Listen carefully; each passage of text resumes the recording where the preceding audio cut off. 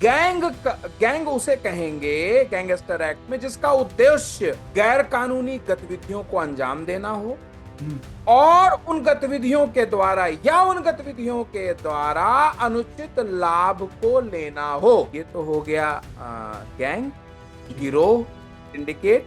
और इसके सदस्य, इसके नेता, इसका मतलब मेंबर सदस्य एक ही हो गया, या इसका नेता या इससे संबंधित व्यक्ति को गैंगस्टर माना जाता है। एक मूल एफआईआर दर्ज होनी चाहिए आपराधिक गतिविधि की, धमकी की, मारपीट की, उगाही की, कब्जा की, या इस तरह की कोई भी क्रिमिनल एफआईआर होनी चाहिए जिसका संज्ञान एडिशनल एसपी लेगा। वो रिकॉर्ड कैसा होगा? It should be self explanatory, it should be speaking, मतलब उसके तथ्य से यह स्पष्ट होना चाहिए, उसके लेख से स्पष्ट होना चाहिए कि क्या कारण थे जिसने जो सक्षम प्राधिकारी है, डीएम है, एसपी है, डीसीपी जो भी है, उसको उसने कंपेल किया कि वो गैंगस्टर एक्ट लगाने की अनुमति दे। तो अगर आपको पता है कि गैंगस्टर एक्ट आपके खिलाफ लगा है तो तत्काल आप पहले यह देखें कि जो संस्तुति आई है, जो रिकमेंडेशंस भेजे गए थे एसीपी डीसीपी के द्वारा, या जो उसकी जो मंजूरी दी गई है डीएम के द्वारा, ये प्रॉपर चैनल से फॉलो हुई है। जैसा कि मैंने अभी बताया कि उसमें सेटिस्फेक्शन होना चाहिए, इंडिपेंडेंट सेटिस्फेक्शन होना चाहिए, और वो सेल्फ एक्सप्लेनेटरी होना चाहिए, स्पीकिंग होना चाहिए। ये देखा जाता था कि बना बनाया फॉर्मेट होता था, उसको ब्लैंक्स करते थे और गैंगस्टर रिवोक कर देते थे। इस बात को बड़े गंभीरता से लिया है माननीय सुप्रीम कोर्ट ने, और समय समय पे हाई कोर्ट भी इसको बड़ी गंभीरता से लेती आई हैं। तो सुप्रीम कोर्ट का ये कहना है कि रबर स्टैंप वाला काम नहीं चलेगा, आपको इंडिपेंडेंट रीजनिंग लेकर आनी पड़ेगी और उसे रिकॉर्ड करना पड़ेगा। लीगल रिपोर्टर के सभी वीडियो को देखने के लिए लीगल रिपोर्टर को सब्सक्राइब करके बेल आइकन बटन जरूर दबाएं।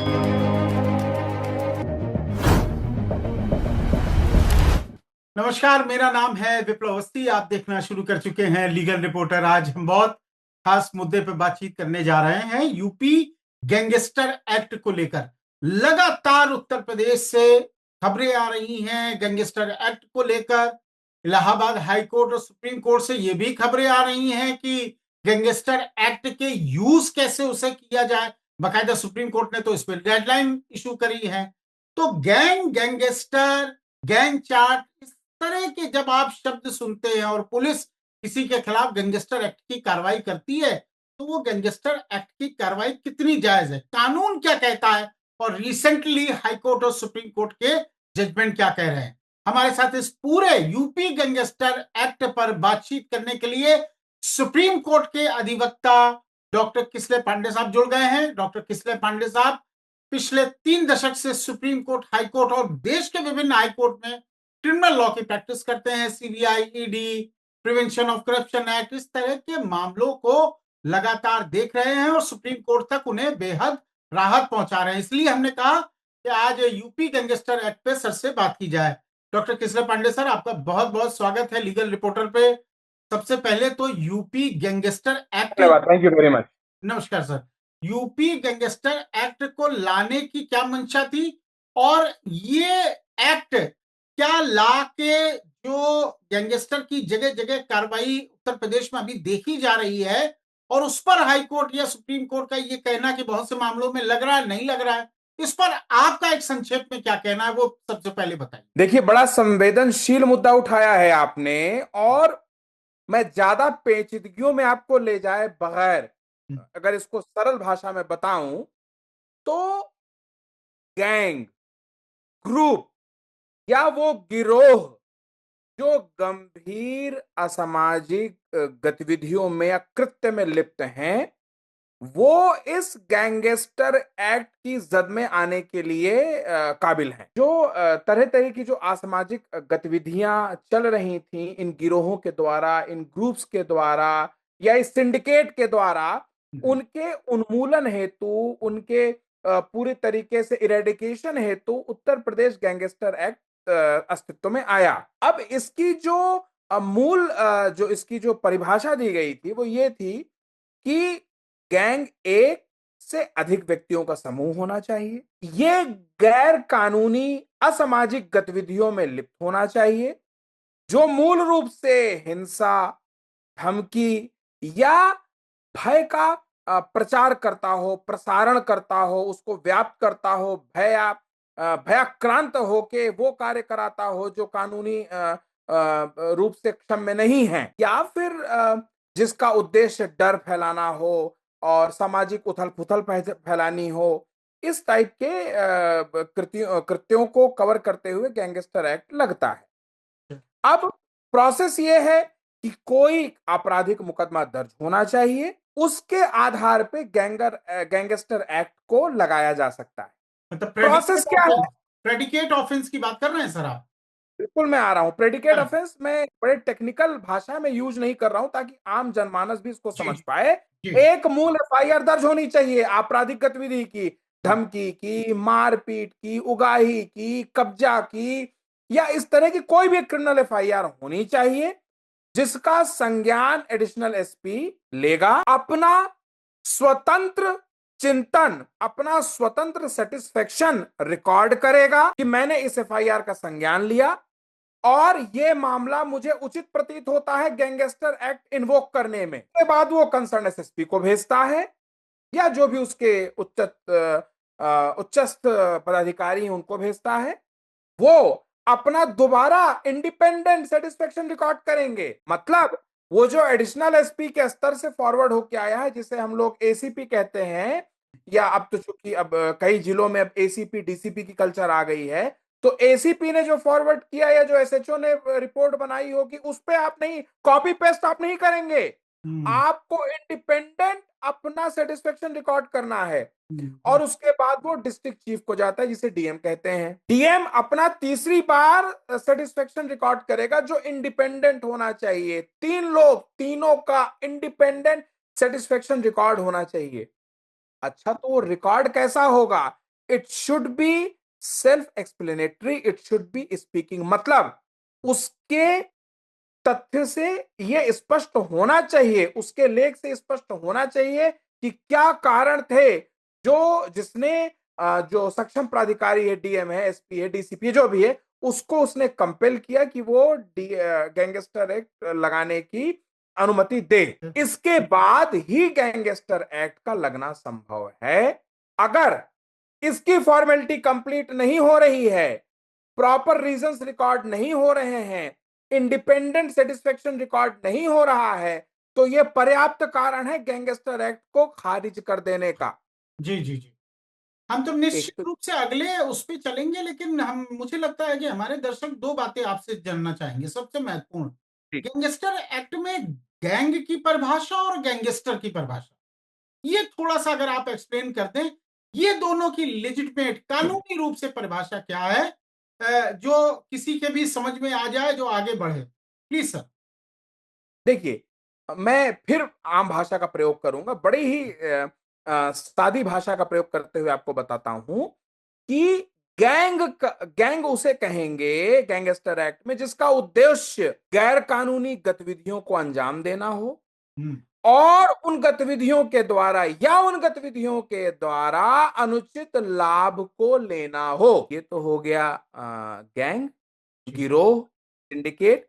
और इसके सदस्य, इसके नेता, इसका मतलब मेंबर सदस्य एक ही हो गया, या इसका नेता या इससे संबंधित व्यक्ति को गैंगस्टर माना जाता है। तो जरूरी है कि आप अपने अगल बगल वाले लोगों को देख लीजिए कि वो किसी तरह के गैंग से संबंधित ना हो, वरना आप भी लपेटे में आ जाएंगे। करेक्ट। बाद में आप साबित करते रहिएगा। तो बहुत जरूरी है कि अपने दोस्तों का चुनाव बहुत सोच समझ के करें। बहरहाल, तो अगर आप किसी ऐसे गिरोह के सदस्य हैं या ऐसे गिरोह से आपका संबंध है, तो आपके खिलाफ अगर एफआईआर है तो गैंगस्टर एक्ट लगाना आपके लिए, आपके मतलब खिलाफ आसान। डॉक्टर साहब, आप ये कह रहे हैं कि एक व्यक्ति जिसके खिलाफ कोई भी क्रिमिनल केस है, वो जी। साबित हुआ है या नहीं हुआ है, अगर क्रिमिनल केस हो गया है या राजनीतिक प्रतिद्वंदिता के चलते दो चार केस लग गए हैं, तो क्या पुलिस उसको भी गैंगस्टर गैंगस्टर मान के गैंग में डाल सकती है? क्या ये संभव है? अब देखिए, आपने दो चीजें मिक्स कर दी। आपने पहले तो प्रोसेस पूछा और जी बीच में आप फिर लेकर आ गए अपवाद को। तो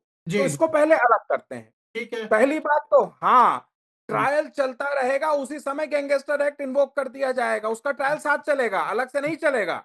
ठीक है। एक बात, क्योंकि पुलिस बार बार जांच नहीं करेगी, वो उसी का विषय हो जाएगा, वो एक ही जांच में गैंगस्टर एक्ट भी और जो मूल अपराध है जिसे प्रेडिकेट ऑफेंस कहा जाता है कानूनी भाषा में, दोनों की इन्वेस्टिगेशन साथ हो ठीक जाएगी। है। एक जवाब तो ये। दूसरा, अब किन किन मामलों में गैंगस्टर एक्ट नहीं लगना चाहिए और उसको खारिज किया जा सकता है, जैसा कि आपने बिल्कुल ठीक कहा, राजनैतिक प्रतिद्वंदिता के चलते दर्ज कराए गए गैंगस्टर एक्ट बिल्कुल मान्य नहीं होंगे। कोई आप लोगों का विवाद चल रहा है, आपसी दीवानी, पैसे का लेन देन, कंपनी का विवाद, संपत्ति, घर खाली कराना, इस पे भी गैंगस्टर एक्ट नहीं चलेगा। हाँ, अगर आप गिरोह बना के किसी का घर कब्जा कर रहे हैं तो एक अलग विषय है, पर आम तरीके से अगर आप किराएदार हैं वगैरह वगैरह, तो ऐसा नहीं गैंगस्टर एक्ट उसमें लगा दिया जाएगा आपके ऊपर, बिल्कुल वो मान्य नहीं होगा। बड़ी सीधी सी परिभाषा है कि जिस गिरोह से आप संबंध रखते हो वो इस मामले में जाना जाता हो कि वो गलत तरीके से पैसा कमाता है, गैर कानूनी गतिविधियों को अंजाम देता है और उन गतिविधियों से अनुचित लाभ लेता है। गैंग हो गया, उसके सदस्य को गैंगस्टर माना गया। अब इसमें जो अपवाद हैं, इसमें जो एक्सेप्शंस हैं, वो बड़े सीधे से हैं। तो अगर आपको पता है कि गैंगस्टर एक्ट आपके खिलाफ लगा है, तो तत्काल आप पहले यह देखें कि जो संस्तुति आई है, जो रिकमेंडेशंस भेजे गए थे एसीपी डीसीपी के द्वारा, या जो उसकी जो मंजूरी दी गई है डीएम के द्वारा, ये प्रॉपर चैनल से फॉलो हुई है।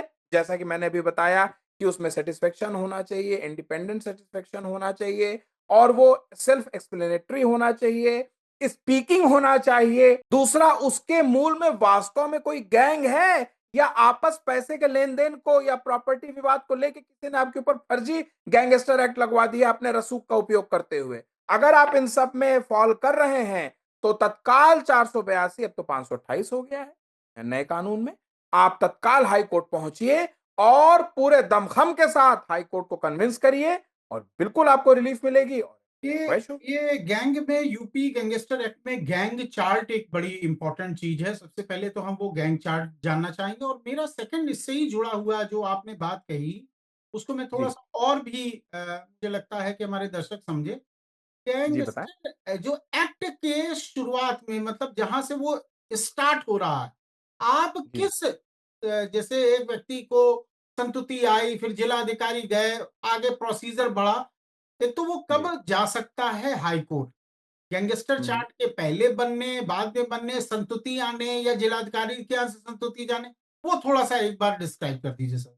पहली बात तो जब कोई मुकदमा दर्ज होता है तो जो कंसर्न स्टेशन हाउस ऑफिसर है शेयर करेगा अपने उच्चाधिकारियों से कि साहब ये मैटर है, और शुरुआती जांच में ये पता चलता है कि ये जो मुलजिम है, ये जो अक्यूज्ड है, ये गैंग से ताल्लुक रखता है, इसके इस आदमी से संपर्क आए। लाजमी है कि जो एसीपी है वो बाकी फाइल्स मंगवाएगा, वो उसका अवलोकन करेगा और अपने आप को संतुष्ट करेगा। कानून ये कहता है, भले ही कोई रसूख में उसको जबरदस्ती उसका हाथ पकड़ के लिखवा ले, वो एक अलग बात है, हुँ, पर कानून ये कहता है कि वो फाइल को पूरा एग्जामिन करेगा, पर्सनल सेटिस्फेक्शन रिकॉर्ड करेगा, और पर्सनल सेटिस्फेक्शन रिकॉर्ड करके वो अपने उच्च अधिकारी को भेजेगा फॉरवर्डिंग, और उसके बाद वो जाएगा डीएम की संस्तुति। जब तक आपके खिलाफ डीएम की मंजूरी ना आ जाए, आप चैलेंज क्या करेंगे? तो हुँ, अगर आप गैंगस्टर एक्ट चैलेंज करना चाह रहे हैं, तो गैंगस्टर एक्ट को चैलेंज करने के लिए गैंगस्टर एक्ट आपके खिलाफ लागू होना चाहिए, वो इन्फोर्स होना चाहिए। वो तभी संभव है क्योंकि चैलेंज करने के लिए आपको वो संस्तुति तो चाहिए, वो सैंक्शन तो चाहिए आपको डीएम का। यही बात हुई। अब इसका एक और भी शॉर्टकट है कि चलिए मान लीजिए संस्तुति भी परफेक्ट है, सारे रूल फॉलो हुए हैं, और कुछ हद तक गैंग से भी आरोप आपका निकल के आया, समझ के आया है, पर जो मूल एफआईआर थी, जो प्रेडिकेट ऑफेंस था, हुँ, अगर वो क्वैश हो गया है तो हुँ। गैंगस्टर एक्ट भी चला जाएगा, तो गैंगस्टर एक्ट भी अस्तित्वहीन हो जाएगा, उसका भी क्वैशिंग आसान हो जाएगी। या तो शासन उसे खुद ही ड्रॉप कर देगा या तो हाई कोर्ट उसको। इसीलिए सुप्रीम कोर्ट लगातार इस बात को कह रहा है, यूपी गैंगस्टर एक्ट को लेकर कई जजमेंट आ चुके हैं, और सुप्रीम कोर्ट ने बाकायदा इससे गाइडलाइन भी फ्रेम की है। हम डॉक्टर साहब से अगले राउंड में गाइडलाइन निश्चित रूप से पूछेंगे लेकिन उसके साथ ही सुप्रीम कोर्ट ने कहा जब गैंगस्टर एक्ट आप लगा रहे हैं तो आपको देखना पड़ेगा, आप माइंडफुल तरीके से देखना पड़ेगा कि आप उसको लगाने के पीछे की आपकी क्या मंशा है। ऐसा तो नहीं है केवल एक स्टाम्प पैड की तरह आप आया और आपने लगा के भेज दिया। उसके पीछे की बेहद बढ़िया से इन्वेस्टिगेशन की गई है या नहीं की गई है। डॉक्टर साहब ये बहुत महत्वपूर्ण है। स्टैम्प पैड जी, वाली बात जी, बड़ी आपने काम की कही जी, है। जी। में ये देखा जाता था कि बना बनाया फॉर्मेट होता था, हुँ, उसको ब्लैंक्स करते थे और गैंगस्टर इन्वोक कर देते थे। इस बात को बड़ी गंभीरता से लिया है माननीय सुप्रीम कोर्ट ने, और समय समय पे हाई कोर्ट भी इसको बड़ी गंभीरता से लेती आई हैं। हुँ, तो सुप्रीम कोर्ट का ये कहना है कि रबर स्टैंप वाला काम नहीं चलेगा, हुँ, आपको इंडिपेंडेंट रीजनिंग लेकर आनी पड़ेगी और उसे रिकॉर्ड करना पड़ेगा। ये नहीं है कि हमने कहा मानो, ना खाता ना बही, जो हम कहें वो सही, वो हुँ, नहीं चलेगा। हुँ, आपको स्पीकिंग रीजंस रिकॉर्ड करने पड़ेंगे। हुँ, करेक्ट। तो ये जैसे दूसरे मामलों का ट्रायल चलता है, गैंगस्टर का सर वही ट्रायल चलेगा। नंबर 1। नंबर 2 चीज़ आपने जिस बात कही कि मूल एफआईआर, मान लीजिए 4 एफआईआर किसी व्यक्ति के अगेंस्ट में और उसके आधार पे गैंगस्टर बनाया गया है। उसमें से 2 मामले खत्म हो गए हैं, 2 मामले लंबित पड़े हुए हैं। तो क्या वो व्यक्ति 2 मामले के खत्म होने के बाद गैंगस्टर को खत्म करने के लिए जा सकता है या उसको चारे मामले खत्म कराने पड़ेंगे? जी नहीं, इसके 2 जवाब। हुँ, पहली बात तो आप गैंगस्टर को इंडिपेंडेंटली भी चैलेंज कर सकते हैं। ओके। 4 मुकदमे चल रहे हैं, उसमें से 1 खत्म हो गया या तीनों खत्म हो गए, ये जो भी है, उसके उससे अलैदा भी आप गैंगस्टर एक्ट को चैलेंज कर सकते हैं कि ये पर्टिकुलर सेक्शन। अब जैसे मान लीजिए नॉर्मल केस में आपके खिलाफ कोई मुकदमा दर्ज हुआ, उसमें 10 धाराएँ हैं, 10 में से आपको लगता है कि ये धाराएँ गलत हैं, आप उसके खिलाफ अपील में जाते हैं ना? बिल्कुल, करेक्ट। यही प्रोसेस गैंगस्टर एक्ट में फॉलो होता है कि पर्टिकुलर गैंगस्टर एक्ट जो इन्वोक हुआ आपके खिलाफ, वो गलत इन्वोक हुआ है। उसमें जो रीजंस दिए गए हैं वो गलत दिए गए हैं, उसमें जो प्रोसेस फॉलो हुआ है गलत फॉलो हुआ है, उसमें जो रेशियो डिसाइडेंडी जो इन्फरेंस ड्रॉ किए गए हैं वो गलत है। उस बेस पे आप एकदम इंडिपेंडेंट लेके आप जाइए। हुँ, पहला जवाब तो ये हो। करेक्ट। दूसरा जवाब ये हो गया कि उन 4 3 2 1 से मतलब नहीं है। उन उस मुकदमे जिसके आधार पे गैंगस्टर एक्ट इन्वोक हुआ है, अगर वो खत्म हो गया है तो बिल्कुल प्रेडिकेट ऑफेंस खत्म हो गया है आपके। और अगर चारों उसके मूल में है तो फिर आपको चारों खत्म होने का वेट करना पड़ेगा। पर ये दोनों अलग चीज हैं। हुँ, आप बेस क्या ले रहे हैं? 4 वो मुकदमे खत्म हो गए बेस है, या जो गैंगस्टर एक्ट आपके खिलाफ लगा है वो बेस है? उसको तो बेस उसको बनाया। उसकी वरीयता पे लेके आपको जाना है। ठीक है, ठीक है, ठीक है, अब ठीक है। आपने पूछा था ट्रायल के बारे में, जी, तो ट्रायल इसकी डेजिग्नेट कोर्ट होती है, हुँ। और डेजिग्नेट कोर्ट में नॉर्मल जो प्रोसेस फॉलो होता है सीआरपीसी का, दूसरे जो अब नए कानून आ गए हैं उसमें वो लॉ फॉलो हो। डॉक्टर साहब क्या अब ये कहना सही होगा कि गैंगस्टर लगने के बाद बेल मुश्किल हो जाती है या अदालतें एक तरह से माइंडसेट बना लेती हैं कि ये व्यक्ति गैंगस्टर एक्ट इस पर लग गया है? फिर से इसके 2 जवाब। बताइए सर। पहला तो ये कि बेल तो साहब कई बार छेड़खानी में भी, पॉकेटमारी में भी असंभव हो जाता है, करेक्ट। और कई बार आप देखते हैं कि 302 में बेल। अब ये डिपेंड करता है मैटर क्या है, आपके वकील ने किस तरह से माननीय कोर्ट को कन्विंस किया है, किस तरह से कोर्ट में आपका मैटर जा रहा है, कैसे ड्राफ्टिंग हो रही है। ड्राफ्टिंग इज दिस की, drafting is the Bible of the process of the proceedings. तो हुँ, आपने उसकी ड्राफ्टिंग कैसे की है, किस तरह से आप केस को ओपन कर रहे हैं, किस तरह से जज को कन्विंस कर रहे हैं, उस पर डिपेंड करता है। आपका केस तैयार नहीं है, आपने ठीक से उसको आर्ग्यू नहीं किया, पूरा दम नहीं लगाया, सारी स्ट्रेटजीज को आपने लॉन्च नहीं किया, तो बेल तो साहब फिर कैसे हो? करेक्ट, करेक्ट, लोगों की बेल करेक्ट। नहीं होती है क्या गैंगस्टर में? बिल्कुल होती है। हुँ, पता नहीं ऐसे कितने लोग बाहर घूम रहे हैं जिनके ऊपर गैंगस्टर एक्ट लगा है, तो बेल कैसे हो गई उनकी? हुँ। बड़ा सीधा सा प्रोसेस है, ठीक। आपके ऊपर है, आप मेहनत करें। अगर आप मेहनत कर रहे हैं हुँ, तो हाई कोर्ट वरना सुप्रीम कोर्ट एंटीसिपेटरी बेल देने के लिए भी बैठी हुई है, कोई दिक्कत नहीं है। हुँ। और वरना तो डिस्ट्रिक्ट कोर्ट से भी बेल हो रही है। ठीक है। गैंगस्टर और एनएसए यानी कि राष्ट्रीय सुरक्षा कानून, क्या इसमें सिमिलरिटी है या ये दोनों बहुत अलग-अलग कानून हैं एक-दूसरे से? नहीं, कानून अलग है बट काफी कुछ सिमिलरिटी आ जाती अच्छा। है। एनएसए का जो परव्यू बड़ा व्यापक हो जाता है। हुँ, हुँ। और प्रोसेस लगभग-लगभग उसमें भी यही फॉलो होता है क्योंकि वो भी एक स्पेशल एनैक्टमेंट है, गैंगस्टर भी स्पेशल एनैक्टमेंट है। हम्म, दोनों के अलग-अलग एनैक्टमेंट्स हैं और process up to some extent एक ही हैं, बट जो प्रिंसिपल है वो यही रहे। हम लोग देखते हैं बहुत सारे मैटर में एनएसए लगते हैं, बाद में फिर वो पहले वो इन्वोक होते हैं, फिर उसके बाद वो वापस ले लिए जाते हैं। तो ये हम्म। ठीक है, एक लास्ट डॉक्टर साहब, चूंकि आपने करीब करीब गैंगस्टर एक्ट को लेके मोटी मोटी सब बातें हमारे दर्शकों को बता दी। बीएनएस 111 लॉन्च नए कानून में आया और वो भी संगठित अपराध को लेकर ही बनाया गया। बीएनएस और गैंगस्टर के बीच के क्या डिफरेंस को देखते हैं आप अपने अनुभव के हिसाब से, जो बीएनएस नया सेक्शन 111 आया? छोटा है पर बड़ा रेजर ब्लेड डिफरेंस है दोनों के बीच में। गैंगस्टर एक्ट के लिए आपका किसी गैंग से संबंध होना जरूरी है और उस गैंग की फला फला फला फला परिभाषाएं जो मैंने आपको पहले बता दी हैं, नहीं, आप उसको आता है गैंगस्टर एक्ट में। 111 की जो बात करते हैं हम, उसमें ऐसा कोई गैंग से संबंध होना आवश्यक बिल्कुल नहीं है। अगर आप ऐसी हरकतें कर रहे हैं तो आप ही गैंग है अपने आप में।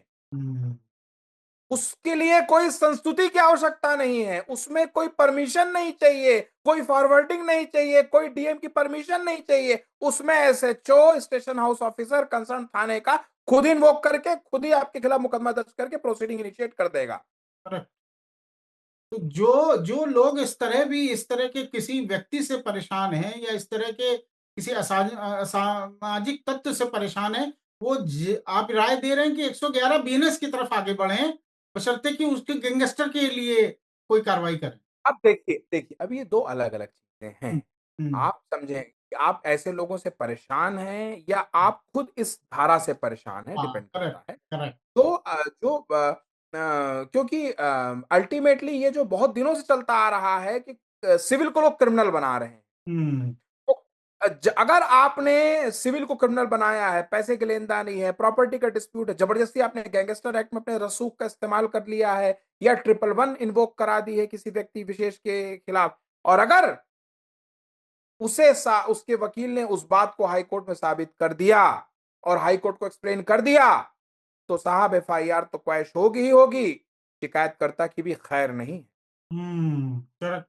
और और नपेंगे पुलिस वाले भी। जी, जी, जी। लगातार तो सुप्रीम आंख कोर्ट से इस बंद तरह के करके कोई भी फैसले भी आ धारा रहे हैं लगा डॉक्टर दे साहब। रहे हैं किसी व्यक्ति विशेष को खुश करने के लिए, वो भी नपेंगे, शिकायतकर्ता भी नपेगा। और लगातार सुप्रीम कोर्ट से, जैसा आप कह रहे हैं, बिल्कुल धड़ाधड़ जजमेंट भी आ रहे हैं और बड़ी बिल्कुल बातें बिल्कुल भी लग रही हैं। और स्टेट ऑफ यूपी को तो इसी तरह के एक मामले में पुलिस को सुप्रीम कोर्ट ने आर्थिक दंड लगाया। तो लगाना जी, जी।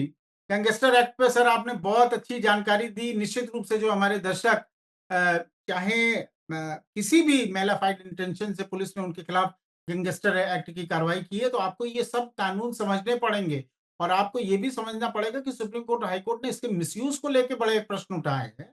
बाकायदा बिल्कुल। गाइडलाइन पेश की है कि किस व्यक्ति पे गैंगस्टर लगेगा। आप ऐसा नहीं है आप मनमाना, आप चूंकि आप वर्दी पहने हैं तो किसी के खिलाफ कुछ भी लिख दें, है ना? तो आप इंतजार नहीं करेंगे, सीधे हाई कोर्ट मूव करेंगे और by the way high court से रिलीफ नहीं मिलती है तो माननीय सुप्रीम कोर्ट में अप्रोच कर सकते हैं। डॉक्टर साहब बहुत बहुत शुक्रिया, बहुत बहुत धन्यवाद, बहुत बहुत शुक्रिया। Thank you very much. Legal reporter के सभी वीडियो को देखने के लिए लीगल रिपोर्टर को सब्सक्राइब करके बेल आइकन बटन जरूर दबाएं।